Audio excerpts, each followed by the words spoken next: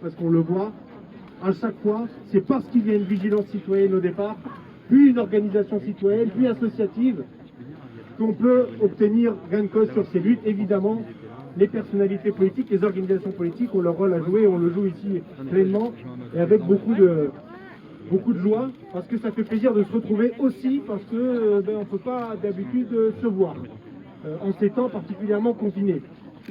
Et je veux apporter peut-être une petite contribution supplémentaire par rapport à tout ce qui a déjà été dit. Évidemment, je trouve que ce projet est complètement con. Et je dois vous avouer que la première fois qu'on m'en a parlé, j'ai cru que c'était une blague. Oui. J'ai vraiment cru que c'était une blague. Et Hugo, tu sais, il va y avoir une serre, 20 000 m² avec un dôme en plastique à 28 degrés, dans le Pas-de-Calais. J'ai dit, mais c'est quoi ce truc? J'ai cru que c'était un remake de Jurassic Park qui voulait faire un tournage, je sais pas, quelque chose quoi. Mais non, c'est vrai, il y a vraiment des gens qui ont ce genre d'idée. Il y a vraiment des gens qui ont même l'idée de mettre de l'argent public dedans. Qui est encore une problématique centrale. Il y a même des gens qui sont au pouvoir, pour ne pas les citer, La République En Marche, Emmanuel Macron, son gouvernement, etc., qui font les morts sur le sujet.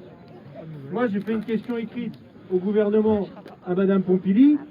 Bon, pour l'instant, elle n'a pas dû recevoir le document. Ça fait plus d'un mois quand même, un mois et demi maintenant. J'ai l'impression qu'il y a un peu une inaction qui est à la fin criminelle de la part de ce gouvernement. Pourtant, on a quand même le champion de la Terre. On a le champion de la Terre, mais peut-être pas celle-là. Visiblement, ça doit être notre planète, duquel il s'occupe. Donc, s'opposer à ce projet, c'est essentiel pour toutes les raisons écologiques, sociales, etc. Bon. Mais il y a quand même un sujet, on est en pleine épidémie de Covid-19. On parle de plus en plus de la zoonose. Vous vous souvenez, cet échange entre les animaux et l'être humain, et notamment les échanges de maladies. On a parlé beaucoup du pangolin, et qu'est-ce qu'on vient nous proposer?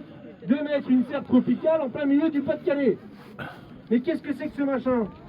Je me permets de la citer, excuse-moi Marine, parce que ton idée était trop géniale dans le train.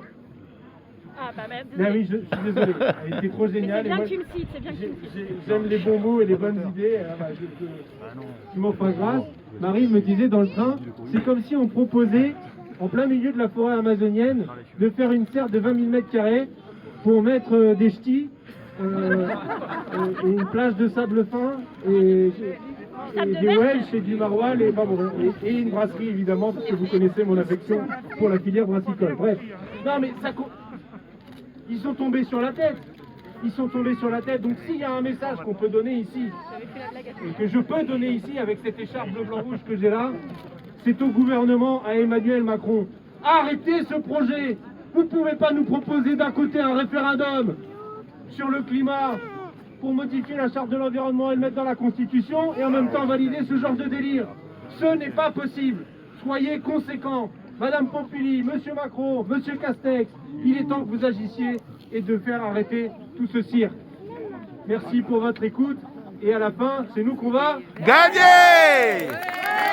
Bravo.